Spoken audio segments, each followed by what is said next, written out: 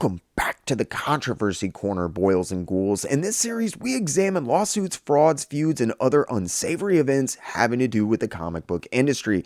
And this episode is a special one. Arthur Suydam was once one of comics' most promising and respected artists. After decades of working his way up the ranks from a teenage hire at DC by Joe Orlando and reaching underground prominence with his work in both Epic Illustrated and Heavy Metal, Arthur Suydam finally reached the pinnacle of the industry after his work on Marvel Zombies in 2006. While a number of things helped Suydam stand out on the stands at the time, his knack for contorting the images of some of comics' most famous covers into bizarrely twisted and humorously grotesque homages would both skyrocket him into stardom and be the eventual cause of his downfall as well. It wasn't long after the massive success of Marvel Zombies, which Suydam did with Walking Dead scribe Robert Kirkman during his own rise to superstardom, that Suydam began to seemingly self-immolate. Suydam regularly began being accused of a host of sordid deeds almost immediately following his rise to prominence after nearly 3 decades in the industry, mostly stemming from his liberal usage of elements and compositions from other people's work without proper accreditation. As a result, it would be less than 10 years later that Arthur Suydam was basically run out of the comic book industry proper by an angry mob of fellow industry professionals fed up with his ego and antics, and a growing number of disillusioned and angry former fans who had began to increasingly resent a number of things about the once prominent artist. One of the biggest names in modern comics for a brief time, finding out exactly what happened to Arthur Suydam, why he seems to have completely vanished from the public eye, and more importantly, why, was not easy. But tonight I present to you the full story of Arthur Suydam's troubled comic book career. So join me in this multi-part documentary series as we examine the surprising meteoric rise and eventual equally epic downfall of Arthur Suydam, the so-called Zombie King, and another tasty tidbit of tawdry industry trivia I like to call Arthur Suydam, the Controversy King. Remember, if you enjoy these videos, hit that like button. Think about getting in the comment section below and letting me know. If you really enjoy what you see, make sure you Hulk smash that subscribe button. If you feel like you're in a position to help the channel grow, think about using the links in the description below to sign up for my Patreon page. For as little as $3 a month, you get access to tons of exclusive behind-the-scenes updates, uncut interviews, early access to content. You can even get your name in the credits. You can also use the Ko-Fi link in the description to make donations towards specific goals or just tip the channel, and if that's not enough, you can even pick up your very own JerkComic shirts like the ones you see on the screen. But now, let's get into it.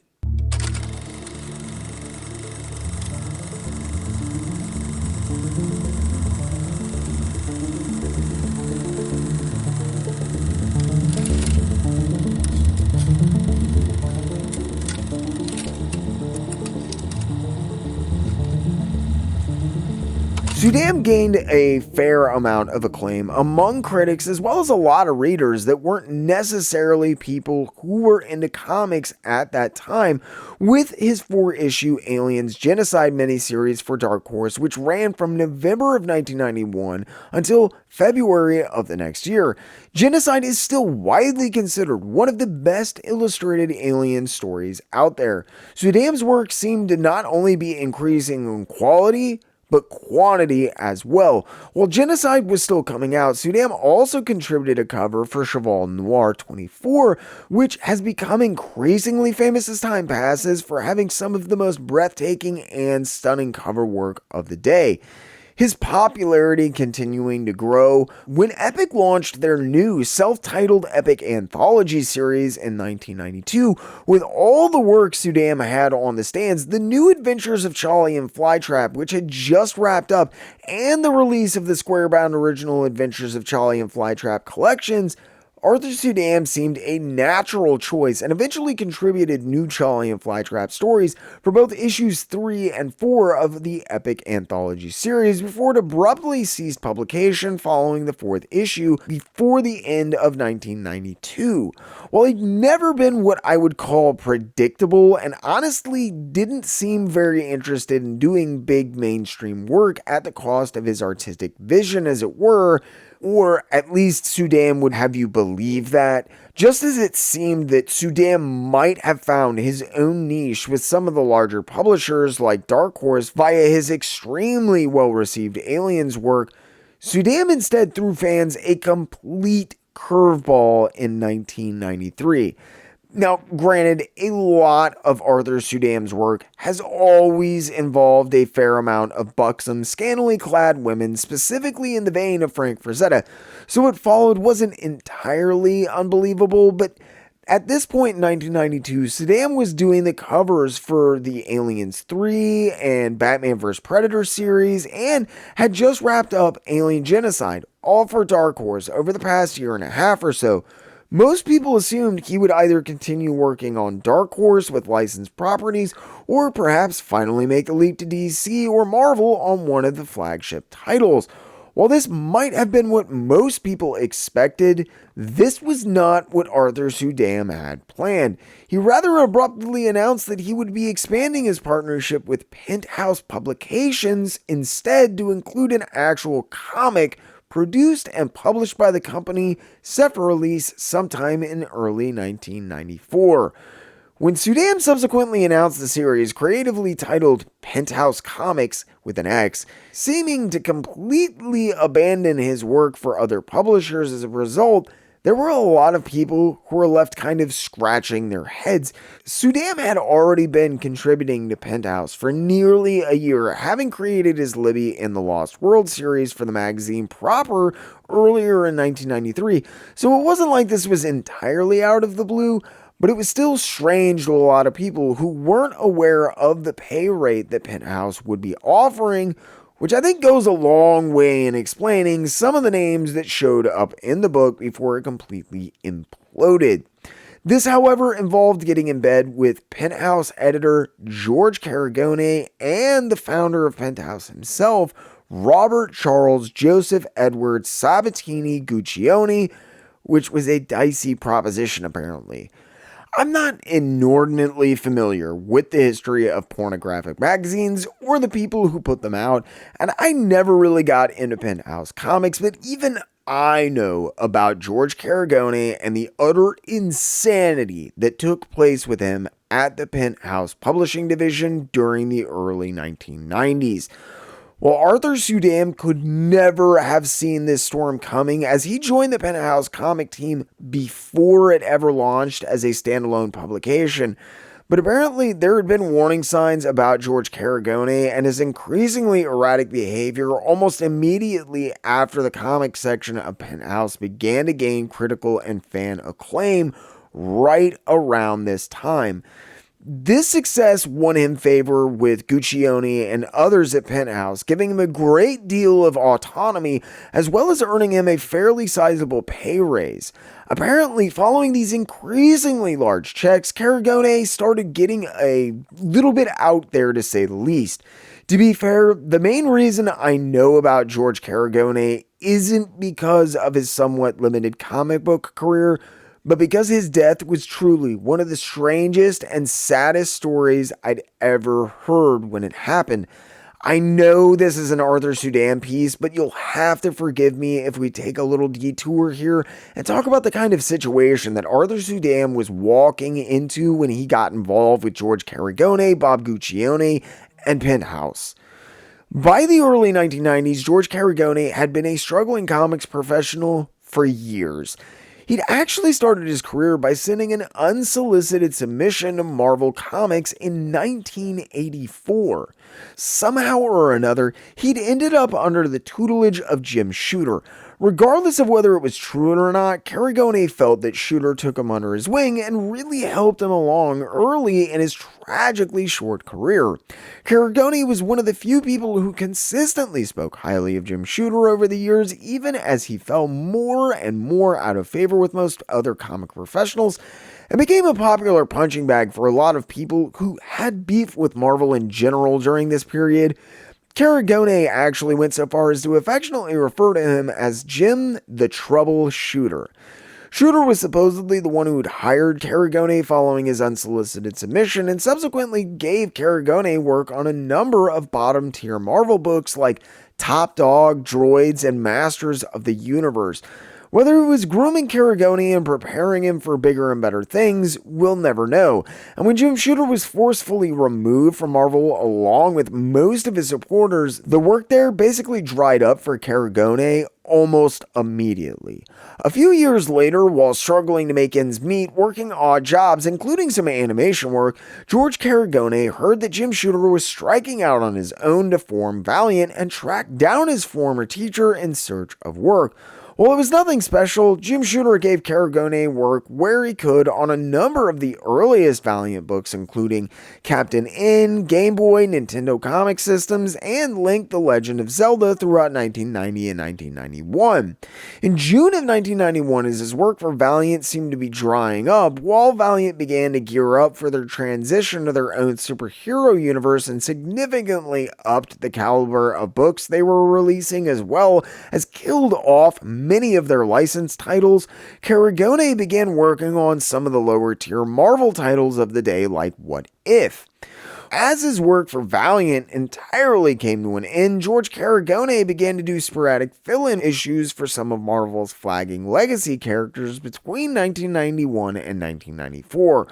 Likely not finding the type of career and success he was hoping for, it was during this period that Caragone started his own comics packaging studio, Constant Developments Incorporated. Although never extremely successful or prolific, the big thing that Caragone worked on at CDI was trying to find a publisher for the 1960s Thunder Agents characters, which Caragone and CDI had managed to license the rights for in 1993. While shopping Thunder Agents around to basically anyone that would listen and might have spare money to put out a book, a friend introduced him to Penthouse publisher Bob Guccione. Guccione wasn't interested in publishing Thunder Agents, but he was interested in hiring Caragone. Originally, Guccione brought Caragone on to build a softcore erotic comic section for Penthouse magazine proper. Caragone took the position, and apparently things seem to have started off well. Maybe too well, actually, especially considering what would eventually end up happening. Guccione, from all accounts, paid well, and it was certainly considerably better than the standard freelance Marvel and Valiant rates that Caragone was accustomed to in the past. As the section grew in popularity almost immediately, Caragone was given more money and more freedom. Soon, Caragone was moved into his own office, which was located in the actual Penthouse headquarters. As the comics continued to surge in popularity, either Caragone, Guccione, or the two of them together hit on the idea of spinning the wildly successful new section off into its own full-length comic book title, though for most accounts this seems to have actually been a direct mandate from Guccione in response to the growing popularity of the original comic section. While accounts differ about who came up with the idea and who approached who about it, what's clear is that Caragone had proven himself an extremely valuable asset in short order following Guccione bringing him onto the magazine's staff. He'd managed to secure talent from future comic superstars, including both Adam Hughes and Kevin Nolan alone in the first few issues, quickly proving himself to have both a good eye for talent and a knack for recruiting that talent and putting a book together as well. With things running smoothly and high hopes for what would come next, given Caragone's track record of the company already, Bob Guccione agreed to what most in the industry would have considered a laughably high budget for the proposed Penthouse comic series. While it might seem strange they would pay better than anyone else at the time, the idea was that Penthouse would be able to get the best of the best and not have to compromise on the quality of the art or the writing. While I wasn't able to find concrete numbers, according to several sources, the Penthouse Comics page rate wasn't just good, it is still among some of the highest rates ever paid to freelancers in the comic book field. With a considerable amount of money tied up before the series ever even saw publication, it didn't take things long to start going completely off the rockers, though. Apparently, while George Caragone had managed to make it appear as though he was the brains behind the operation, this didn't quite turn out to be the whole truth. People like Arthur Suydam were mainly responsible for finding and actually recruiting the high caliber talent, and original Penthouse Comics editor Horatio Weisfeld was actually the guy who kept the entire operation running smoothly. While this might not have been a huge deal had Sudam and Weisfeld stayed with the company and been allowed to do their jobs, unfortunately, the hefty checks that Carone had been regularly receiving by this point since his employment at Penthouse began were beginning to have extremely adverse effects on nearly every facet of his life. Carone was apparently inordinately prone to extravagant spending, often showering friends with gifts and constantly going over budget on everything he was doing, not only for Penthouse Comics, but a number of his own publications as well. He was also beginning to exhibit what most friends and coworkers have simply described as increasingly, quote, erratic behavior by 1994 when Penthouse Comics launched. In addition to the spending and gift giving, there were more troubling and sinister habits beginning to emerge as well. It seems that Carone was also becoming increasingly prone to bouts of extreme paranoia, which in turn resulted in heightened levels of aggression towards coworkers for what seemed like little or no reason. While some wondered as it happened, it was the most obvious and tragic conclusion that many had begun to come to. Along with the new job and better pay, George Carone had also been introduced to a type of person I don't think he'd ever been around or involved with. Prior to his work for Penthouse, friends said that Carone refused to even engage in premarital sex and wouldn't even so much as smoke a cigarette. His employment at Penthouse seems to have changed all of that, and in the short time he'd been involved with the magazine, he'd also formed a new circle of friends as well. Through this new circle of friends, Carone had managed to develop a pretty sizable cocaine habit. As his spending spun more and more out of control, along with other aspects of his life along with it, many people unaware of his drug habit couldn't fathom where the money was going. As more people and his employers in particular began to wonder exactly where it was all the money they were giving Carone was going, it was obvious much of it was going up his nose, while much of the rest went to keeping up his extravagant lifestyle and showering his friends with expensive and needless gifts. This had a swift and disastrous outcome, not only for George Carone, but for Penthouse Comics as well. While things had started well enough, and there was a bevy of extremely talented people either already working on or lined up for work for Penthouse Comics, after only the third issue, however, Carone summarily dismissed former editor Horatio Weisfeld in November of 1994 with what most people say was basically zero warning, and he failed to provide a satisfactory reason for his firing Weisfeld from the successful publication he was stewarding when asked about it. Following Weisfeld's firing, the once promising publication almost immediately started to take an abysmal nosedive in quality, and more importantly for those still working on the series, in sales as well. By 1995, much of the top-tier talent working for Penthouse Comics, which included the likes of Richard Corbin, Bart Sears, Kevin Nolan, and Adam Hughes, had moved on from the publication for a host of reasons. While they differed, these reasons somehow basically all seemed to stem from Weisfeld's departure in some way, and usually involved Caragone's increasingly bizarre behavior in one regard or another as well. As time passed, rumors began to swirl about paychecks coming up short, money going missing, and in some cases, people entirely not getting paid for their work. George Caragone's spending was completely out of control by this point and had become a widely discussed topic among the Penthouse Comics staff. The series was constantly over budget and underperforming, but despite all of this, Carone was constantly demanding more and more money to head up the operation. And what can only be called a ludicrous decision in hindsight, while their initial title was beginning to take take a nasty dip in popularity. Rather than knowing that they were beating and retreating back from the industry, Penthouse decided to double down in an attempt to mitigate the diminishing success of Penthouse Comics, and they subsequently introduced 2 more titles, Men's Adventure Comics and Omni Comics, both in 1995, as their eponymous title was beginning to entirely fall off the map.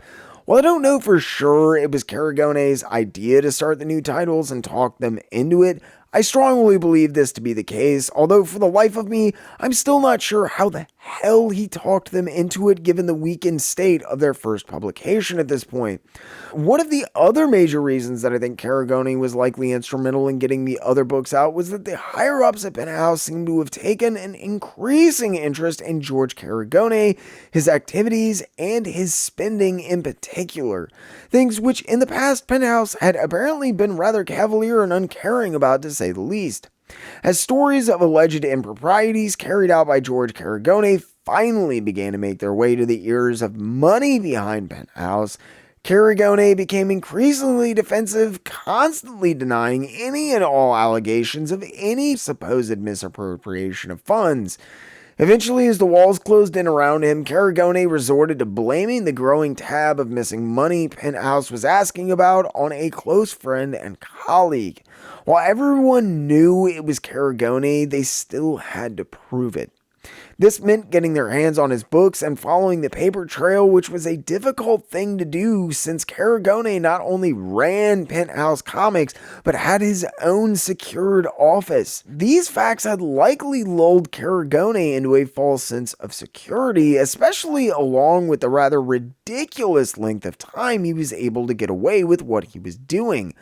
However, on Friday, July 14th, when Carone attempted to enter his offices at the Penthouse headquarters, he discovered that not only had he been locked out, there was an official inquiry about his books being launched by the publisher at that point to resolve the question of where all this money they'd been giving Carone went.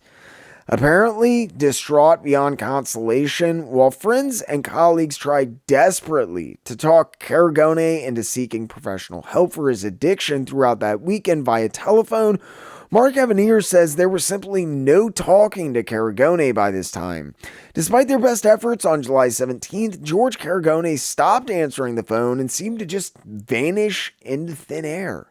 He wouldn't be seen again until 3 days later on July 20th when he was observed entering the lobby of the Marriott Marquis Hotel in Times Square, not far from his home or soon-to-be former place of employment, actually.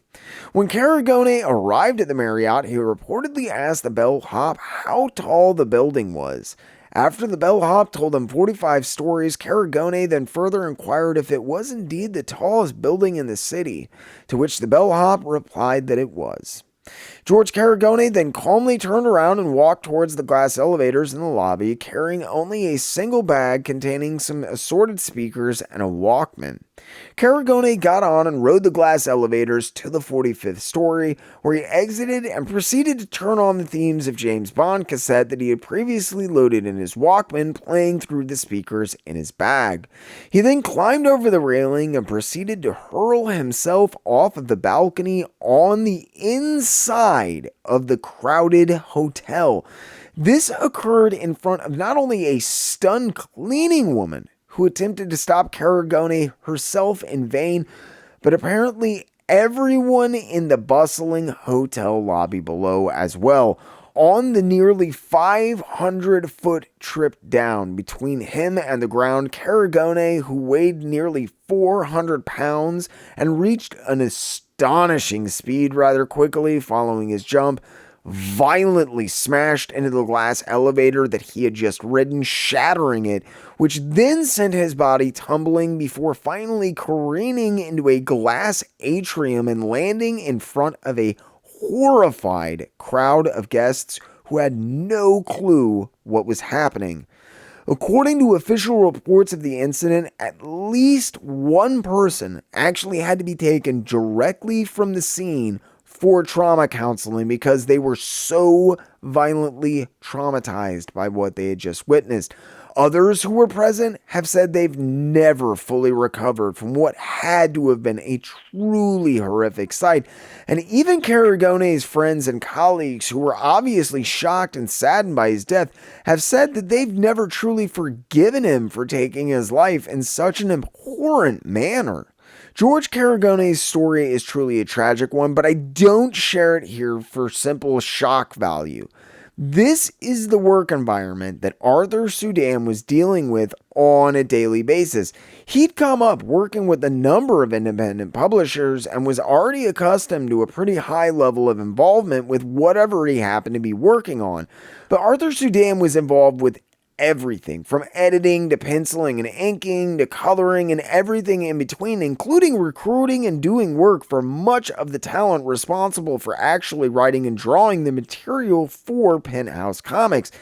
He had to have been dealing with Carone on a daily basis, and given the amazing paychecks as well as the amount of stuff that Suydam was willing to do for the publisher, I imagine this entire situation had to have been difficult for a few reasons.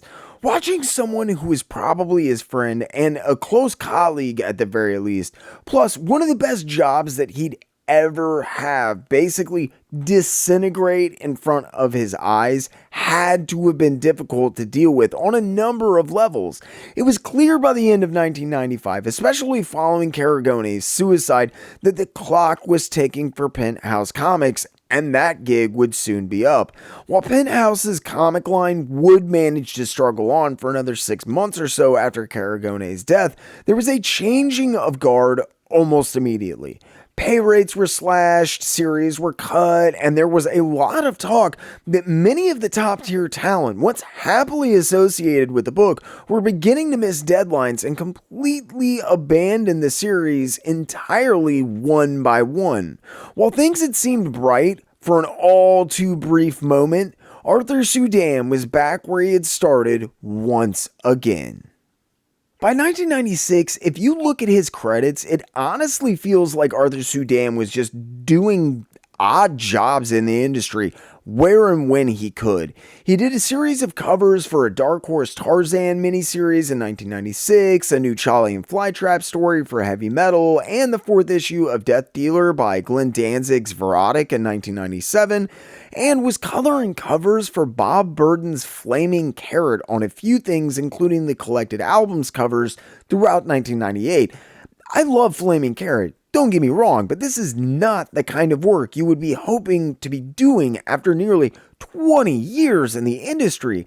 It had to have been frustrating, and even other opportunities that presented themselves, like his work for Galaxy Publishing's anthology book Forbidden Zone, where Sudam again handled everything from editorial roles to inking and coloring and everything in between, didn't pan out, with that particular series lasting all of a single issue, despite lofty goals exemplified by ads for 3-year subscriptions in that first and only issue. This work on Forbidden Zone seems to have been somewhat disastrous for one reason or another, considering that Arthur Suydam went off the grid again following that series cancellation in 1999, this time for almost 6 years.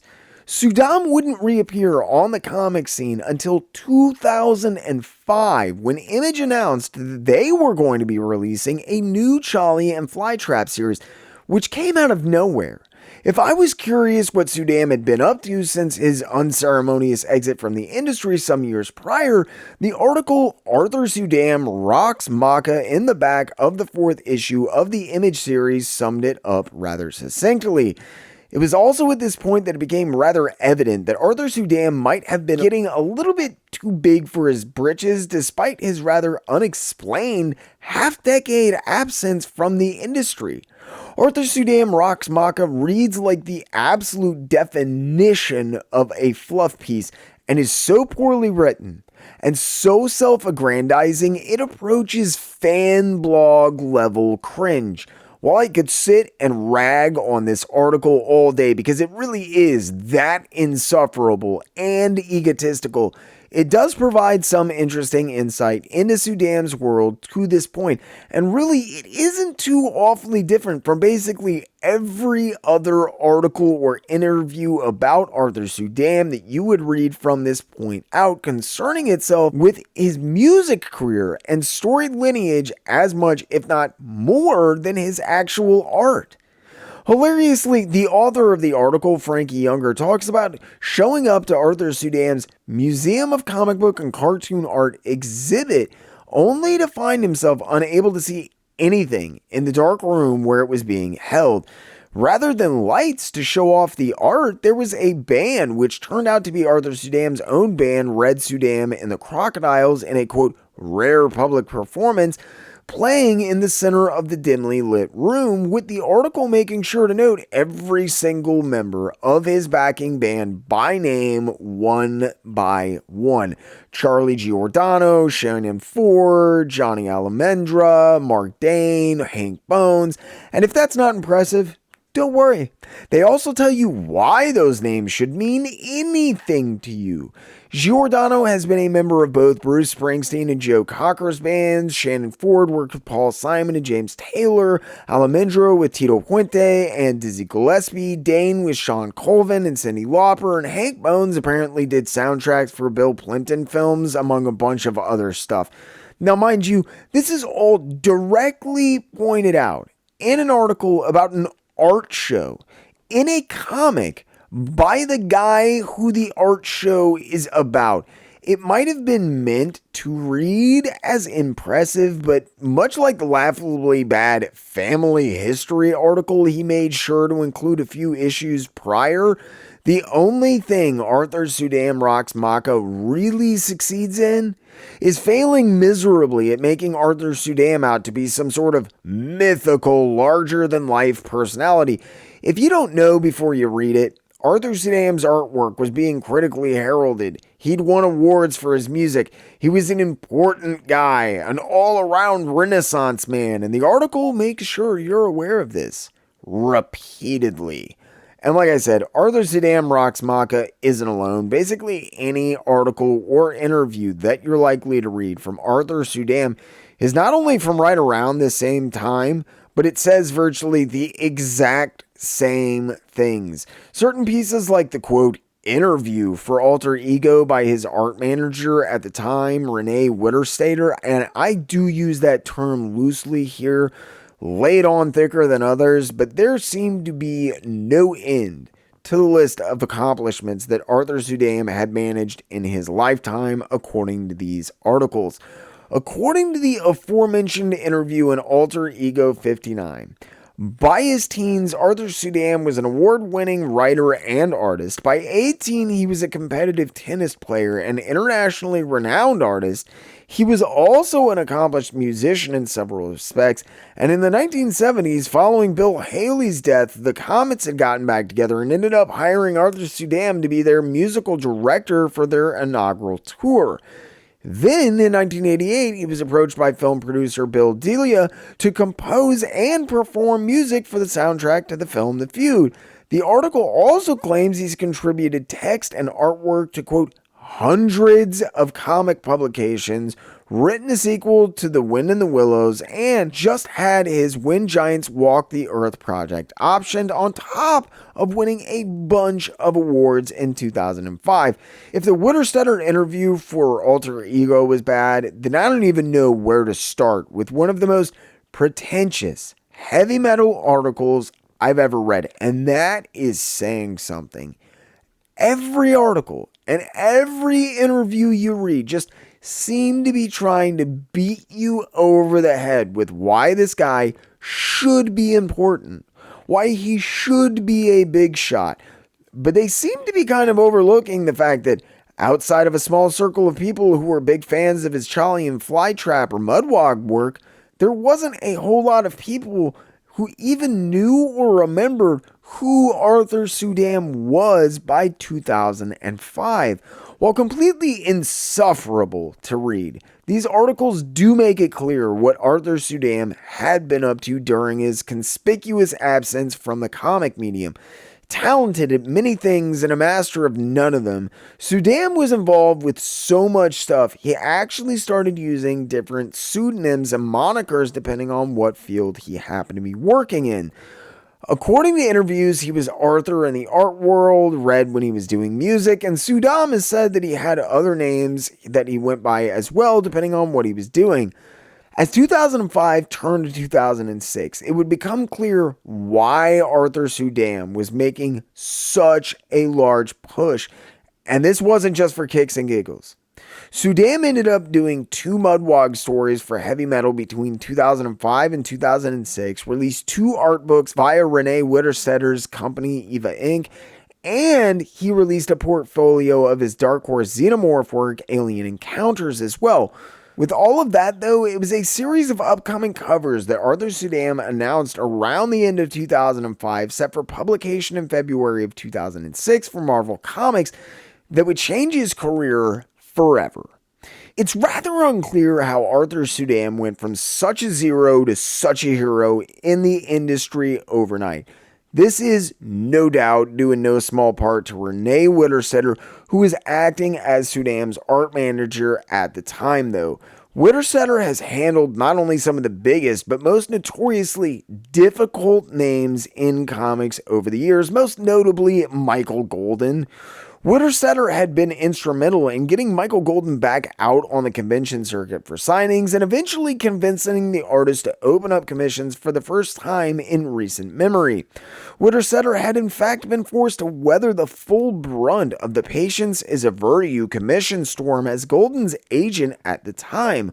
While that entire ordeal took years to play out and would only really come to a head a year later following this in 2007, what's important for our tale tonight is that Witterstetter was extremely adept at not just getting legendarily difficult artists back to work, but promoting the crap out of them and making them relevant again by any means at her disposal.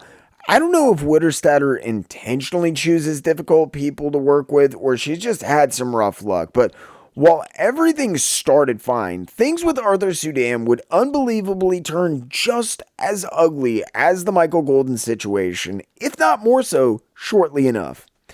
With the 2-book Art of the Barbarian series on the shelves, the Alien Encounters portfolio available, and a new Cholly and Flytrap series all seemingly setting the stage for the big one, Suydam's next big project was finally announced.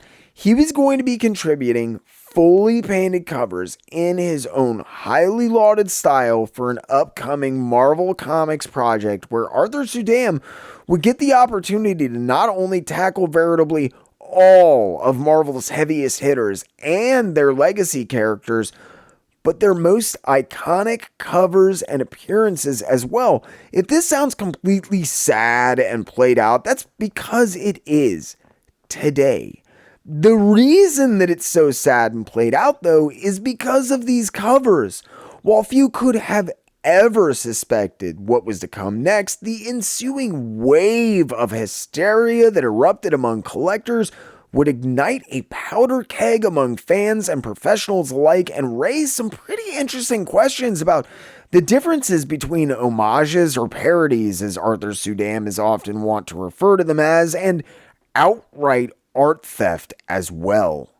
Thanks so much for sticking with me. I hope you all enjoyed, maybe even learned something. If you did enjoy what you saw, make sure you hit that like button. Think about getting in the comment section below and letting me know. If you really enjoyed what you saw, make sure you Hulk smash that subscribe button. If you do that, make sure you ding the little notification bell so you never miss another video or premiere again. If you feel like you're in a position to help the channel grow, think about using the link in the description below to sign up for my Patreon page. For as little as $3 a month, you get access to tons of behind the scenes posts, update, exclusive content like uncut interviews, and you can even get your name in the credits. If you want to support the channel but Patreon is not your thing, have no fear.